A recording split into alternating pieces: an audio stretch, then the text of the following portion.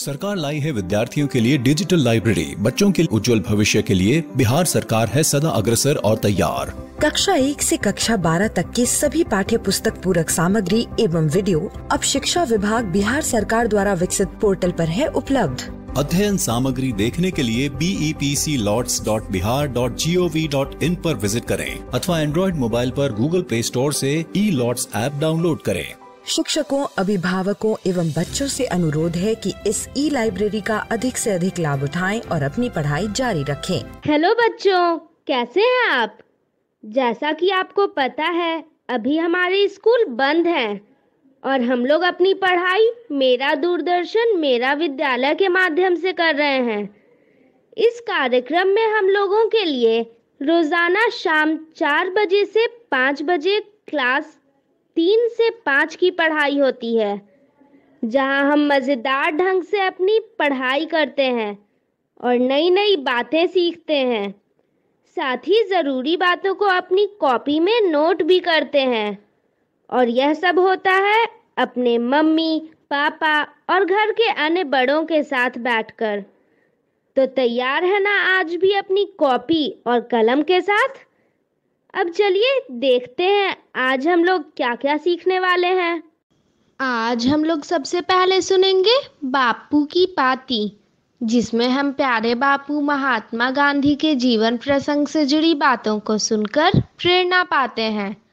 फिर हिंदी की क्लास में खुलेगा कहानियों का खजाना और हम लोग देखेंगे एक कहानी जिसका नाम है छुपन छुपाई। फिर शब्द खेल में हम लोग सीखेंगे नए नए शब्दों को। उसके बाद समझेंगे विपरीतार्थक शब्दों को शब्द ज्ञान में। फिर चलेंगे अपने दोस्त गणित के पास और समझेंगे सांझा गुणनखंड को। उसके बाद करेंगे पढ़ाई भाग की, भाग सीखने के चार्ट के माध्यम से। फिर देखो, लिखो और हल करो में हम लोग कुछ गणितीय संक्रियाओं को हल करना सीखेंगे। उसके बाद करेंगे पढ़ाई अंग्रेजी की और सुनेंगे एक कहानी जिसका नाम है फॉरेस्ट लाइफ। तो चलिए शुरू करते हैं आज की क्लास, थोड़ी सी मस्ती थोड़ी पढ़ाई के साथ।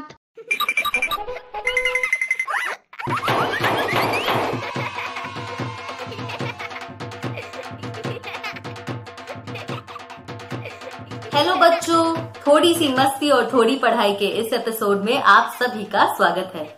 मैं आशा करती हूँ कि ये एपिसोड रोज की तरह आप लोग अपने माता पिता, अपने भाई बहन और अपने परिवार वालों के साथ देख रहे होंगे, क्योंकि मस्ती और पढ़ाई ना सब साथ में मिलकर करें तो बहुत मजा आता है। हमारा प्रोग्राम घंटे भर का ही है, तो घर पर आप लोग अपनी मस्ती और पढ़ाई जारी रखेंगे ना? चलिए इसी बात पर शुरू करते हैं हमारा आज का प्रोग्राम।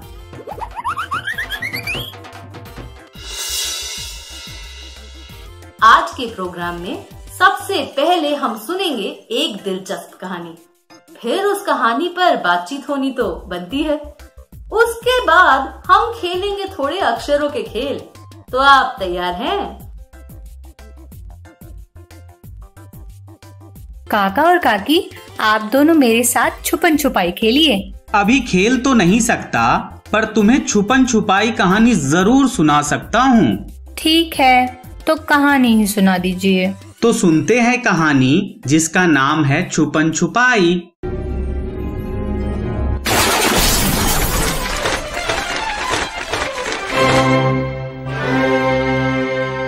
अब आप मीना से सुनिए कहानी छुपन छुपाई। लेखन संविदा वेंकटेश, चित्रांकन संध्या प्रभात, अनुवाद वंशिका गोयल, प्रकाशन प्रथम बुक्स, साभार स्टोरी वीवर। आज सानिया बहुत खुश है। वह आज 6 साल की जो हो गई है। पापा उसके लिए अपनी खास पाव भाजी बना रहे हैं। सानिया के सारे पक्के दोस्त उसकी जन्मदिन की पार्टी में आएंगे। अमन, जोया, हरप्रीत, जूड, करण, मरिया, रोहन और शान और प्रिया भी, जो हरदम सब पर धौंस जमाती रहती है। खटखट, मरिया ने दरवाजा खटखटाया। वह खूब बड़ा तोहफा लाई है। खटखट खटखट, जल्दी ही उसके सभी 9 दोस्त आ गए। अब आएगा मजा, चलो छुपन छुपाई खेलते हैं, सानिया ने सुझाया। सानिया को छुपन छुपाई बहुत पसंद है क्योंकि उसे बिना कोई भी आवाज किए कहीं छुपे रहना आता है। एक बार तो वह ऐसे छुपी कि मरिया 1 घंटे तक उसे ढूंढ ही नहीं पाई। जिसका जन्मदिन है उसे गिनती गिननी चाहिए और हम सब छुपेंगे, प्रिया ने हमेशा की तरह धौंस जमाई। खटखट, अब कौन हो सकता है? दरवाजे पर जूड के पापा थे। वह एक बड़े होटल की गाड़ी चलाते हैं। मुझे अचानक काम पर बुलाया गया है। घर पर जूड की छोटी बहन अकेली है। जूड को उसकी देखभाल के लिए घर जाना होगा। वह बोले, सॉरी जूड, जन्मदिन मुबारक हो सानिया। जूड उदास होकर चला गया।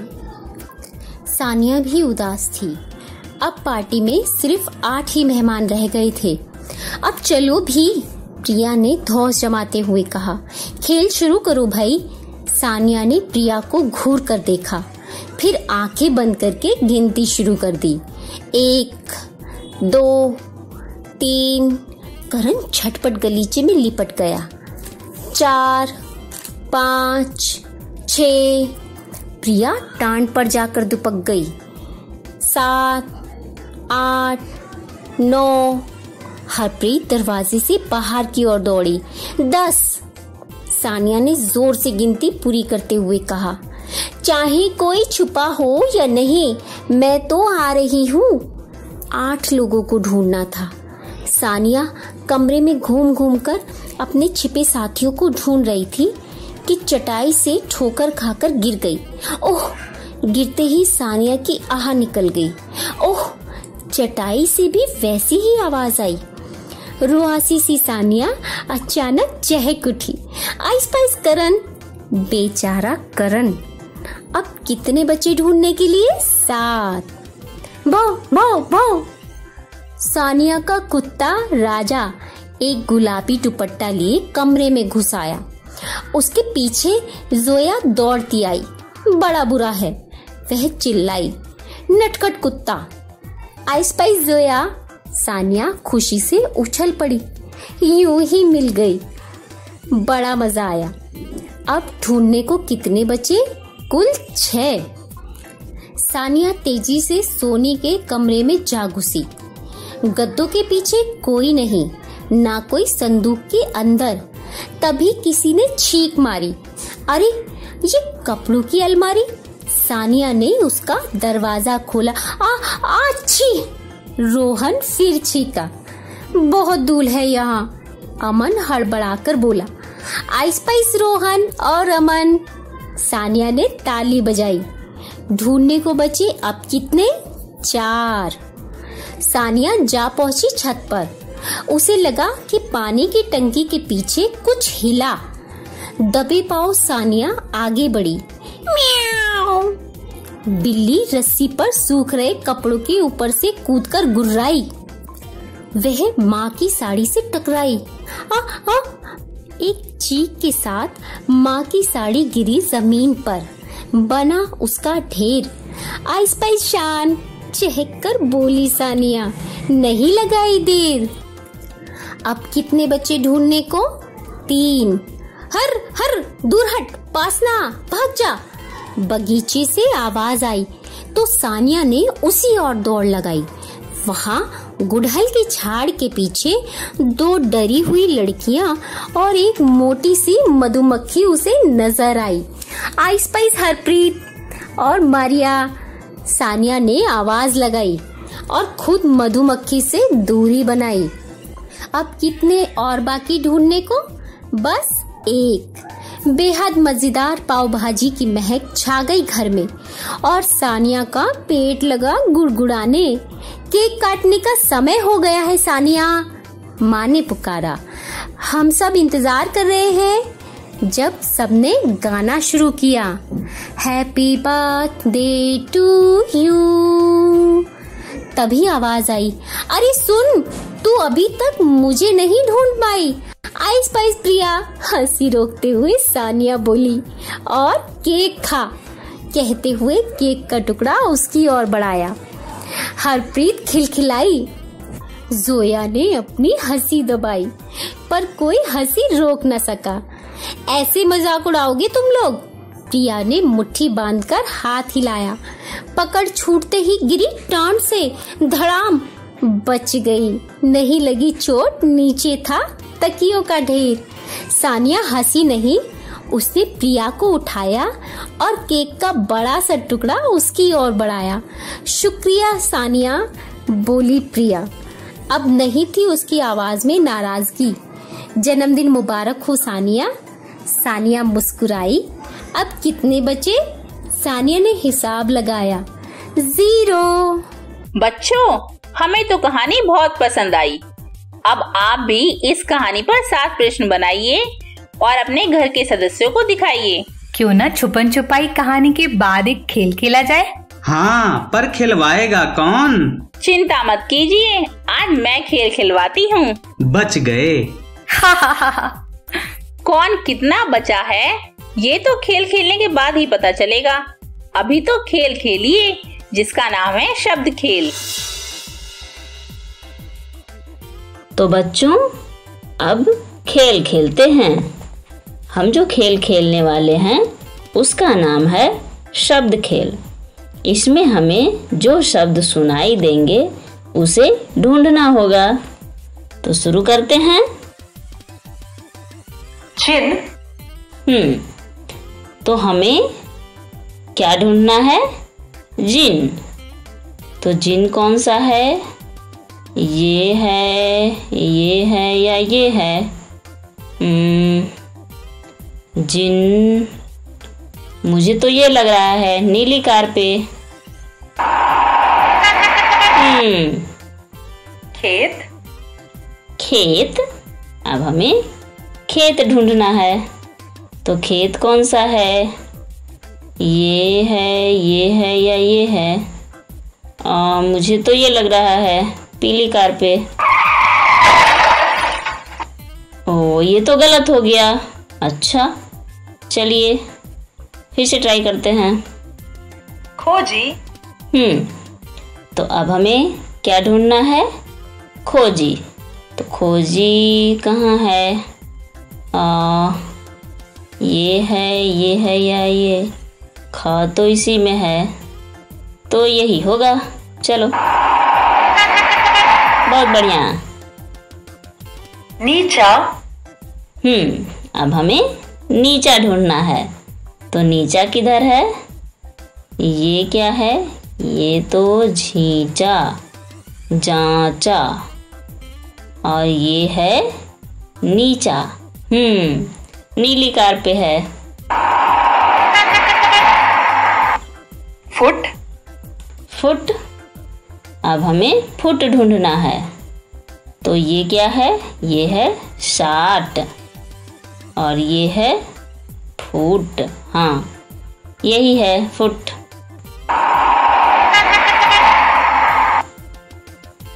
ओ, ये तो खत्म हो गया, पर हमें तो और खेलना है। फिर से शुरू करते हैं। बिक। बिक। अब हमें बिक ढूंढना है। तो ये है बिची, बिघा, बिक। हाँ, ये है नीली कार पे बिक। चोट। चोट। तो चोट कहाँ है? ये है, ये है या ये है? मुझे तो ये लग रहा है। आपको कौन सा लग रहा है? चलो इसे ही करके देखते हैं। ये तो गलत हो गया। तो चलो कोई बात नहीं, आगे बढ़ते हैं। नंदू। नंदू। नंदू कहाँ है? ये है, ये है या ये है? नंदू। मुझे तो यही लग रहा है नीली कार पे, नंदू। ठीक है, इसे देखते हैं करके। बहुत बढ़िया। फूफा। फूफा। अब हमें फूफा ढूंढना है। तो फूफा किधर है? ये है, ये है या ये है? ये है फूशी। अच्छा, और ये है फूफा। बहुत बढ़िया। तौबा। तौबा। अब हमें तौबा ढूंढना है। तो ये तो है तौटा, ये है तौबा। हाँ, ये है तौबा। बिल्कुल सही। चलिए, तो अब खेल खत्म करते हैं। Bye bye. सच में गाड़ी को सबसे आगे ले जाने में मजा ही आ गया। बहुत बढ़िया बिट्टू की काकी, मजा ही आ गया। मजा आ गया तो अब जरा आप भी अपने खेल का पिटारा खोलिए। काका, आप बच नहीं पाएंगे। किसी और से तो बच भी जाऊं, पर तुम्हारी काकी से बचना नामुमकिन है।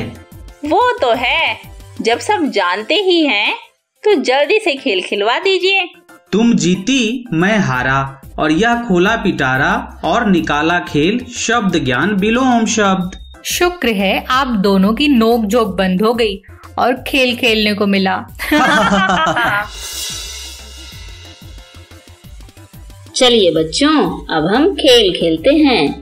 इस खेल में हमें विलोम शब्द ढूंढना होगा। तो शुरू करते हैं। सही विलोम शब्द ढूंढकर शब्दों के आगे लगाइए। तो हमें सबसे पहले किसका विलोम ढूंढना है? ये है पास। तो पास का विलोम क्या होता है? शोक, अनर्थ, प्रकाश, दीर्घ, दूर, विक्रय। तो क्या होगा? पास का तो दूर होना चाहिए। चलो इसे देखते हैं। अब है अर्थ। तो अर्थ का विलोम क्या होगा? अर्थ का विलोम अर्थ, शोक, अनर्थ, अर्थ, अनर्थ। हाँ, ये लग रहा है। चलिए, अब यहाँ है लघु। लघु क्या होता है? लघु का विलोम क्या होगा? शोक, अनर्थ तो नहीं होगा, प्रकाश भी नहीं होगा, दीर्घ, लघु, दीर्घ। हाँ, ये लग रहा है। चलो इसे करके देखते हैं। अब है अंधकार। अंधकार का तो प्रकाश होता है, तो ये है प्रकाश। अब इसे देखते हैं सही है या गलत। चलो चेक करते हैं। वाह, ये तो सब सही हो गया। बहुत बढ़िया। अब आगे बढ़ते हैं। तो अब क्या होगा? यहाँ पे है रक्षक। रक्षक का क्या होगा? आपको पता है? अच्छा, ठीक है, मैं भी ढूंढती हूँ। बड़ा, एक, भक्षक, असत्य। ये लग रहा है भक्षक। अब है अनेक। तो अनेक, हाँ, अनेक का तो एक होता है। यहाँ है एक। चलिए, यहाँ पे क्या है? सत्य। तो सत्य का क्या होगा? सत्य का असत्य। हाँ, ये होगा असत्य। अब क्या बच गया? निंदा। निंदा का क्या होता है? निंदा का बड़ा नहीं होगा, एक भी नहीं होगा, भक्षक भी नहीं होगा, असत्य, दीर्घायु, ये होगा या ये होगा? मुझे तो ये लग रहा है। चलो इसे करके देखते हैं। अब चेक करते हैं। Try again. ओहो, ये तो गलत हो गया। अच्छा, तो अब तो इसे देखते हैं।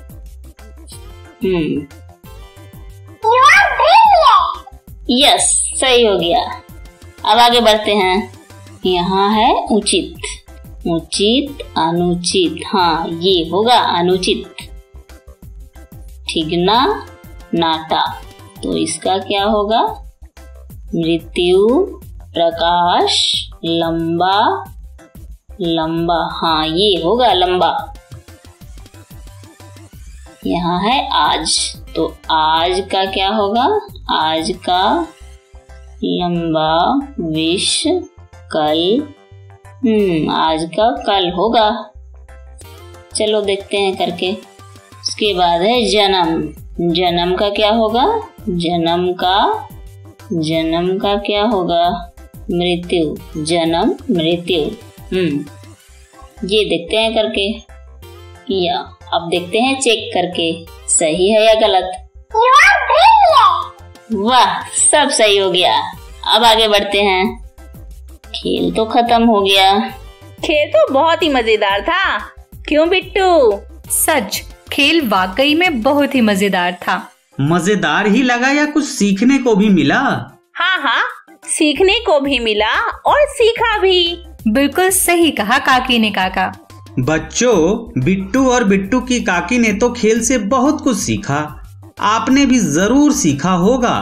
तो बस इन शब्दों के विलोम शब्द अपने घर के सदस्यों को बताइए और साथ ही अन्य शब्दों के साथ खेलिए। आकाश, बहादुर, अनेक, बंधक, निंदा, विश्वास।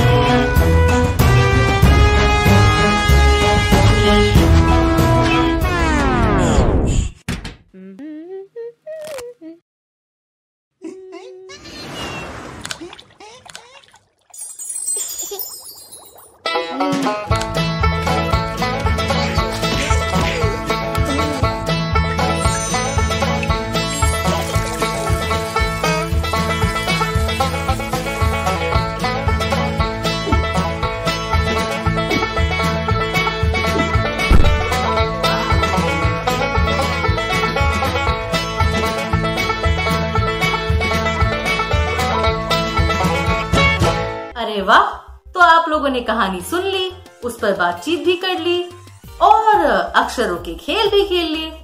मतलब आज का दिन तो बड़ा ही मजेदार शुरू हुआ है ना।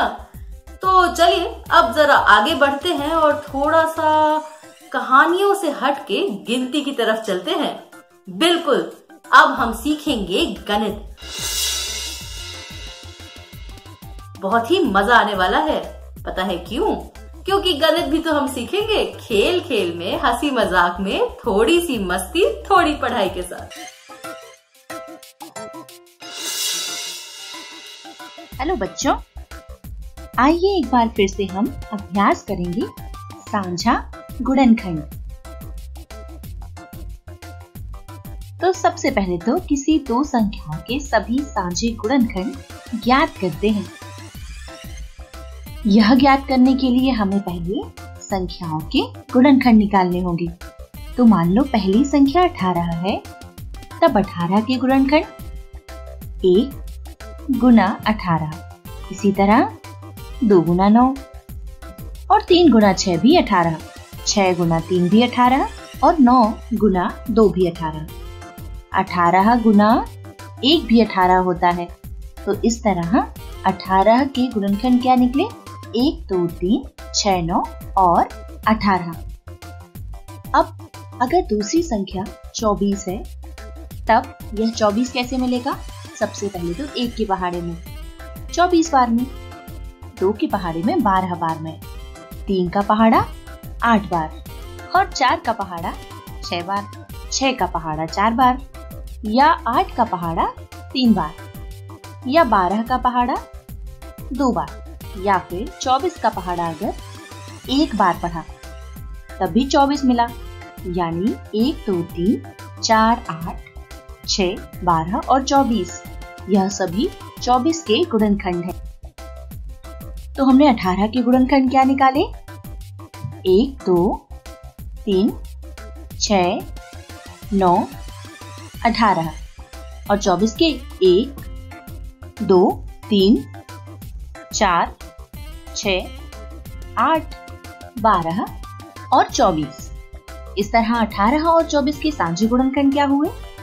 1 जो दोनों में है, 2 यह भी दोनों में है, और यह 3 और 6 देखो यह भी दोनों में है।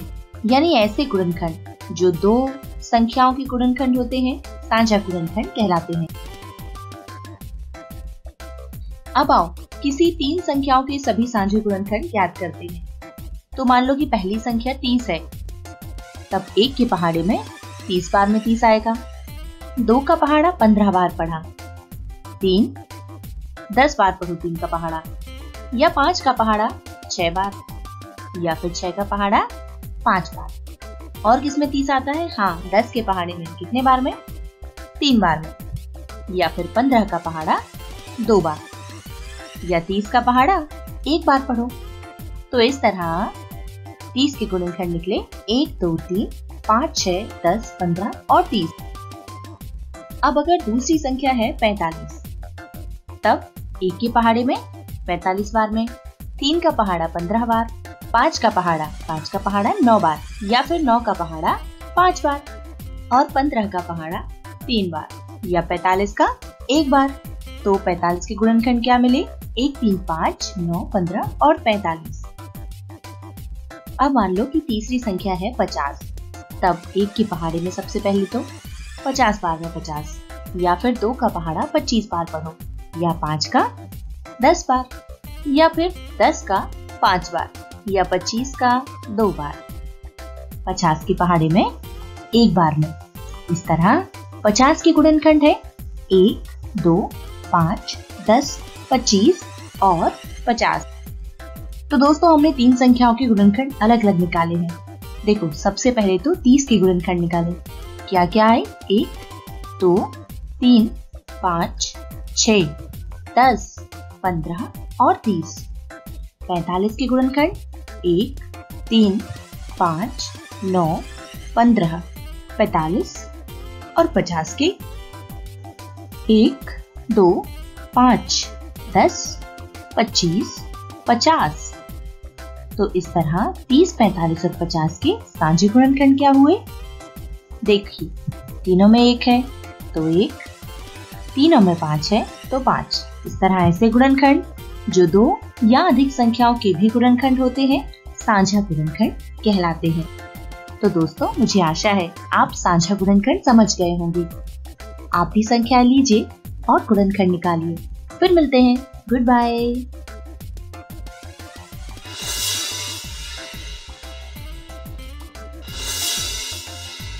हेलो दोस्तों, आज हम आपके लिए लेकर आए हैं भाग सीखने का चार्ट। और इस चार्ट की मदद से हम सीखेंगे कि अंकों को कैसे और कौन कौन सी संख्याओं से हम भाग कर सकते हैं। चलिए जल्दी से हम अपना खेल शुरू करते हैं। ऊपर संख्याओं के 4 समूह है, इनमें से कोई एक समूह चुन लें। अब सबसे बाएं स्तंभ से एक संख्या चुनिए और ऊपर की पंक्ति से एक संख्या चुनिए और उनका भागफल जानिए। चलिए सबसे पहले हम सबसे छोटा समूह यानी कि 11 से 20 तक की संख्याएं लेते हैं। तो हम सबसे पहले चुनते हैं 11।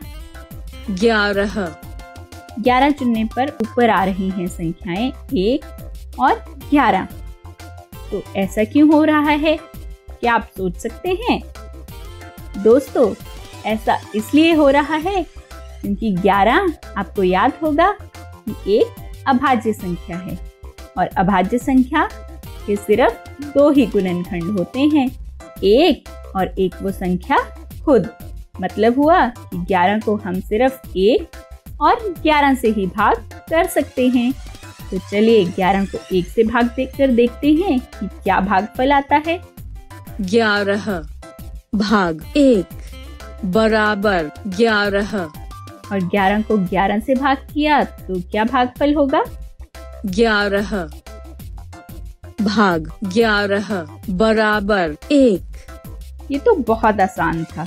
चलिए अब अगली संख्या यानी कि 12 चुनते हैं और देखते हैं कि 12 चुनने पर भी क्या सिर्फ 1 और 12 ही आता है या कुछ और संख्याओं से भी 12 को हम भाग कर सकते हैं। 12। अरे वाह, 12 चुनने पर तो ऊपर बहुत सारी संख्याएं आ गई। ये हैं 1, 2, 3, 4, 6 और 12। इसका मतलब इन सभी संख्याओं से हम 12 को भाग कर सकते हैं।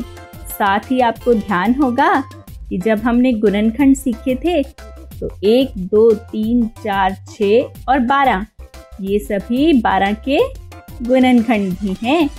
चाहे तो आप अभी निकाल कर भी देख सकते हैं। चलिए अब करते हैं हम 12 को इन अंकों से बारी बारी भाग और देखते हैं कि भागफल क्या आता है। 12 भाग 1 बराबर 12।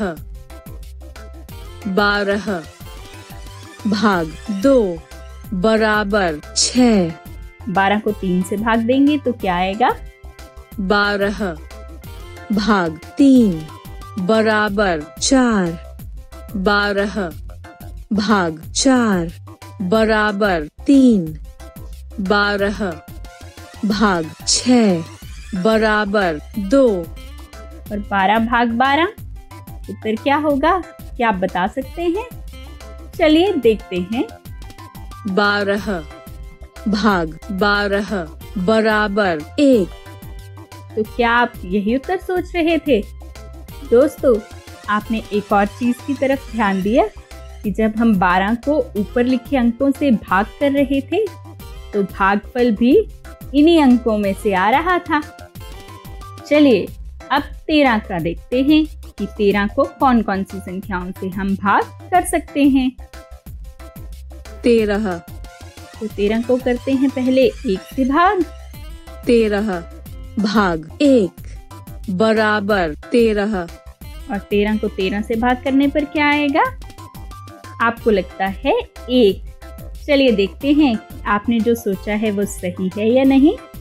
13 भाग 13 बराबर 1। दोस्तों, हम ऐसे ही नए नए खेल लेकर आते रहेंगे और आपको ढेर सारी नई बातें सिखाते रहेंगे। धन्यवाद।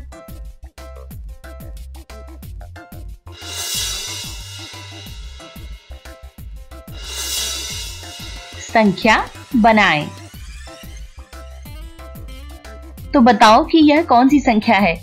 72। एकदम सही पिंटू। दोस्तों, आपने भी अंदाजा लगा लिया होगा। अब आपको यहाँ पर एक कीबोर्ड दिख रहा है जिस पर बहुत सारे अंक हैं।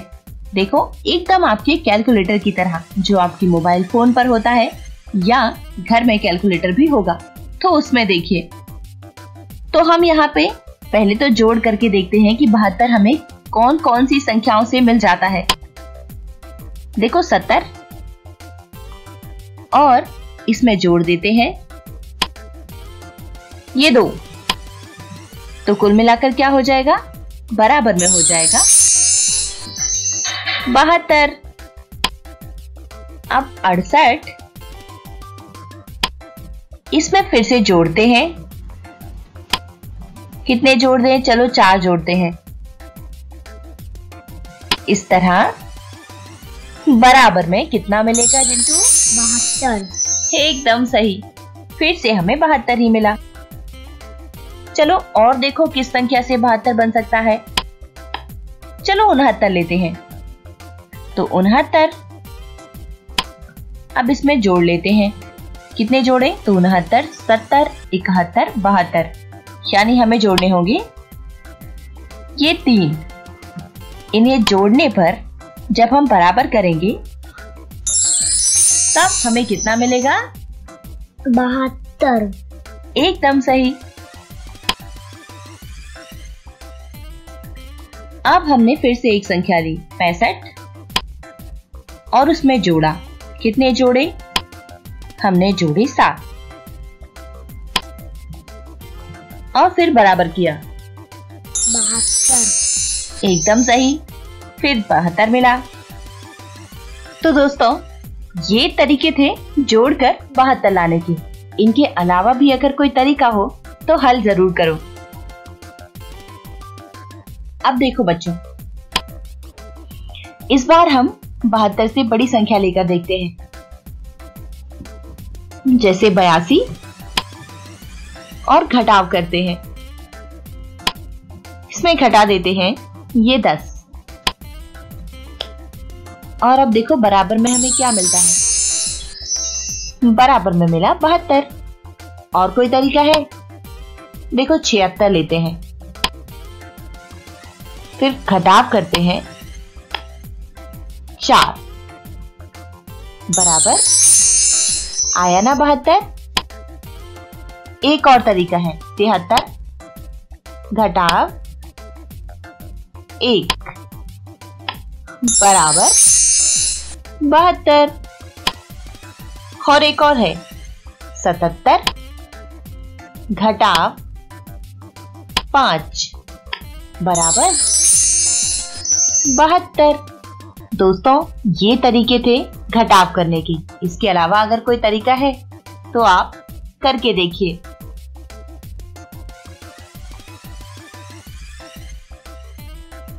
अब यहाँ देखिए 72 का गुना एक बार करते हैं तो 72 आता है, यानी 72 गुना 1 बराबर 72।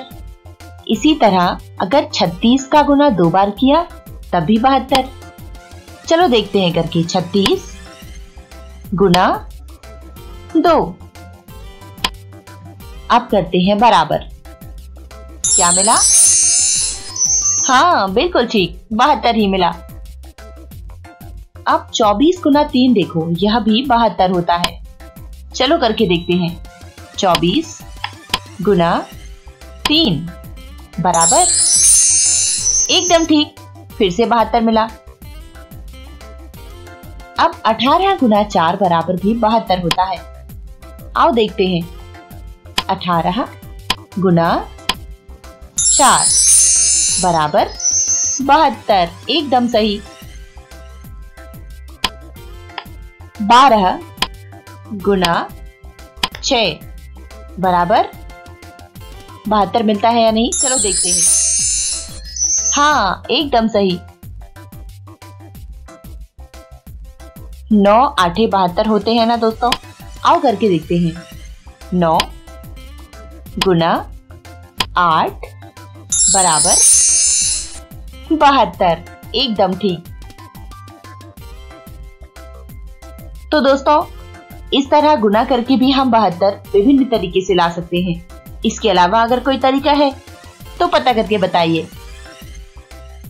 अब देखो दोस्तों, भाग की प्रक्रिया में 72 को समझते हैं। 72 भागित 1 बराबर 72। अब 144 भाग 2 करके देखते हैं कितना आएगा। चलो इसे भाग की प्रक्रिया से हल करते हैं।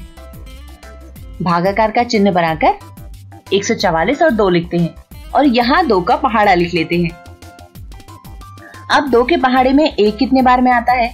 तो 2 के पहाड़े में 1 नहीं आता, इसलिए हमने 2 का पहाड़ा पढ़ा 0 बार। तो क्या मिला? 0 मिला।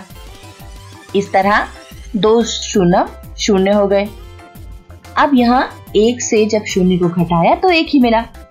अब दहाई का जो 4 था इसे हमने नीचे उतार दिया। इस तरह अब हो गए 14। अब 2 का पहाड़ा पढ़ो कि 14 आ जाए। तो 2 साते 14, कितने बार पढ़ना पड़ा? 7 बार। तो 7 को भागफल पे लिख दिया और 7 बार पढ़ने पर आया 14, यानी हमने 14 बांट दिए। तो पूरे 14 थे, 14 ही बट गए तो क्या बचा? 0 बचा। अब जो इकाई पर 4 है उसे लिख लेते हैं। अब देखो 2 का पहाड़ा कितने बार पढ़ने पर 4 आता है? तो यह 2 बार पढ़ने पर आता है, इसलिए भागफल पर लिखा 2। और क्योंकि 2 बार पढ़ने पर 4 आ गए इसलिए हमने 4 नीचे लिखे। और अब क्या बचा? अब 1 भी नहीं बचा, यानी 0। इस तरह 144 भागे 2 बराबर होते हैं 72। तो इस तरह 72 को हमने 2 तरीके से निकाला। अब भी करके देखिएगा आप भी कि यह और किस तरीके से आ सकता है। तो इस तरह जोड़, घटाव, गुणा और भाग सभी तरीके से हमने 72 को प्राप्त किया। आप भी जोड़, घटाव, गुणा और भाग से एक ही संख्या निकाल के देखिए। फिर मिलेंगे। Goodbye.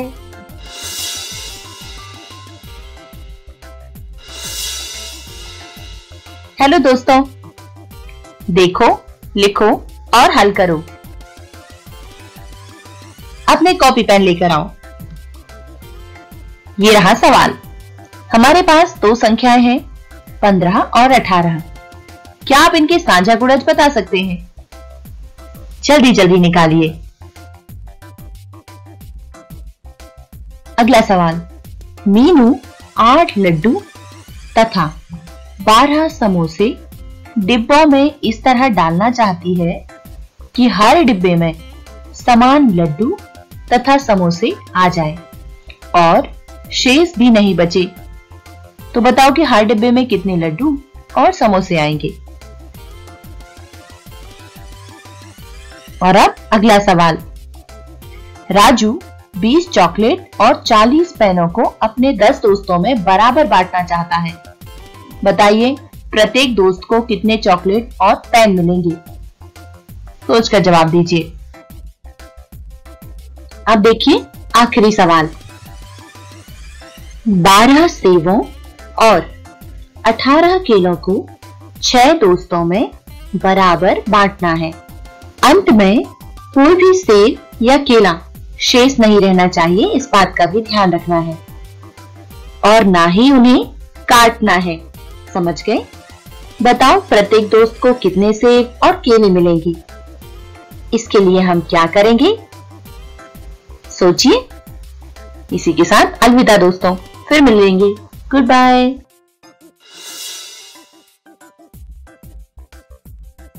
आज की स्टोरी का नाम है फॉरेस्ट लाइफ। इस कहानी का स्रोत है स्टोरी वीवर कम्युनिटी। इस स्टोरी की लेखिका है सुप्रीति एन और इस कहानी के चित्रकार हैं रॉब ओवन, संतोष पुजारी, विनायक वर्मा और उनके सहयोगी। कहानी के नाम से तो लग रहा है कि वन जीवन के बारे में होगी। दोस्तों चलो तो फिर देखते और सुनते हैं आज की story.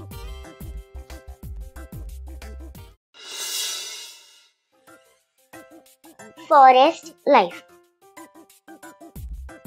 Once upon a time, there was a big forest near a river. So many animals were living together. There was a big lion which is the king of that forest. It felt proud about his kingdom. He treated all the animals equally so that all were living happily. There was another big and strong animal lived in that forest. It was a big elephant. One day they met and they became good friends. Every day they were going together near the river to drink some water. The elephant was carrying the lion on his back and both were spending their time happily in the forest. All the animals are very surprised to see this friendship. They all decided to live friendly with each other.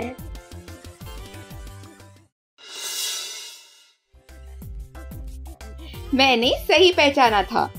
कहानी forest में रहने वाले जीवों यानी प्राणियों के बारे में थी। कहानी में लायन और एलिफेंट कितने अच्छे दोस्त थे। उनकी दोस्ती देख सब हैरान हो गए थे। ये कहानी तो मुझे बहुत पसंद आई। तो बच्चों, जैसा कि मैंने पहले ही बताया था कि आज हम लोग शुरू करेंगे जू शो। तो चलिए शुरू करते हैं।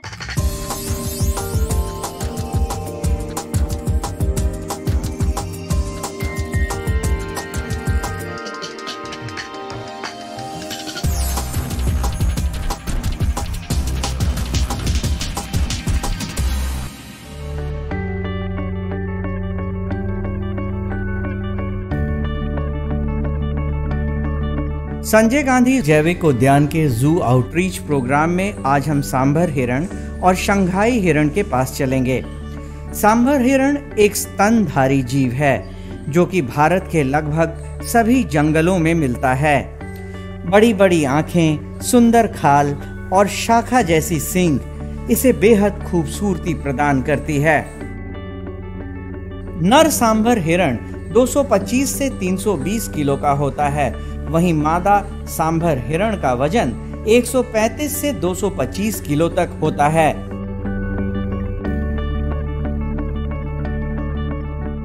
सांभर हिरण की टांगें बेहद मजबूत होती हैं, जिस कारण ये काफी तेज रफ्तार से दौड़ते हैं।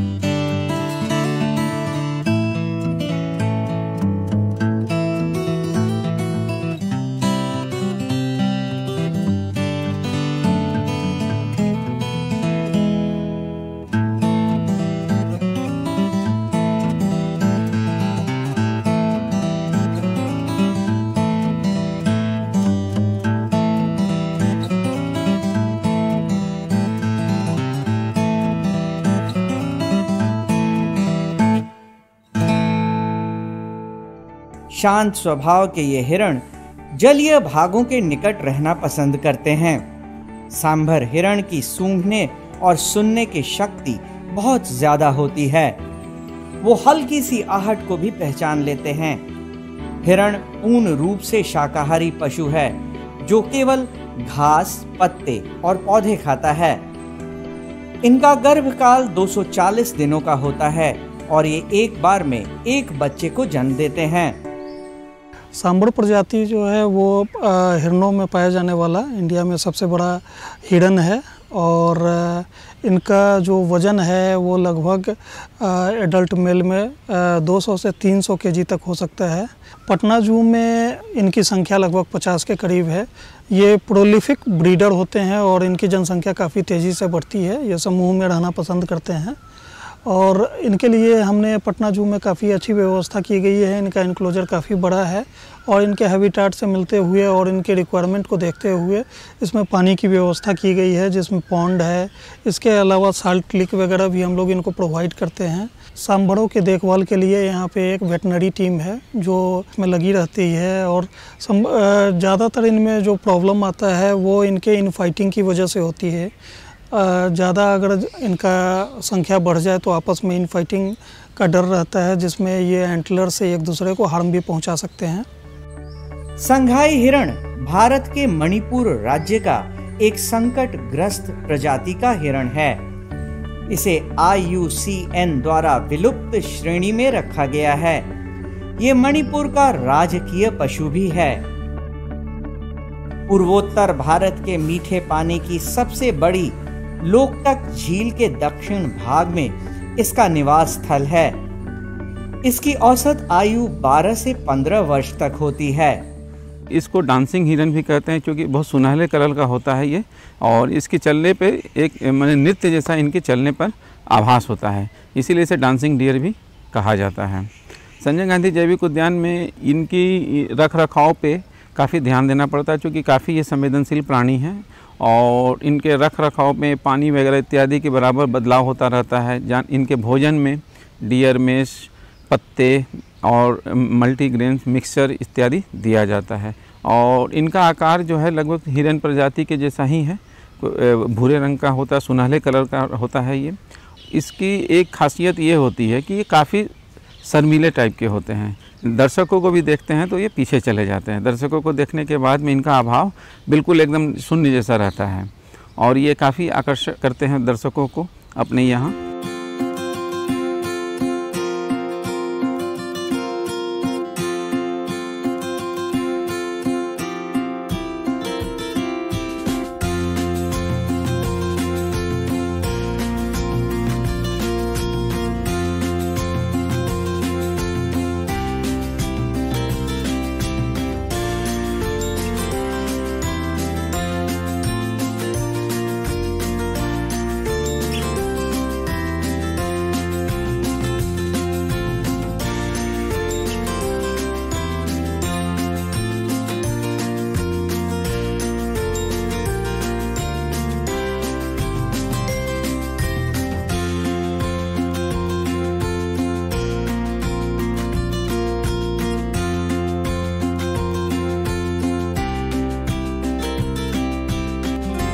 संघाई हिरण का गर्भकाल 240 दिनों का होता है और एक बार में एक बच्चे को जन्म देते हैं। आज के लिए बस इतना ही। कल फिर मिलेंगे एक नए एनक्लोजर में। तब तक के लिए नमस्कार।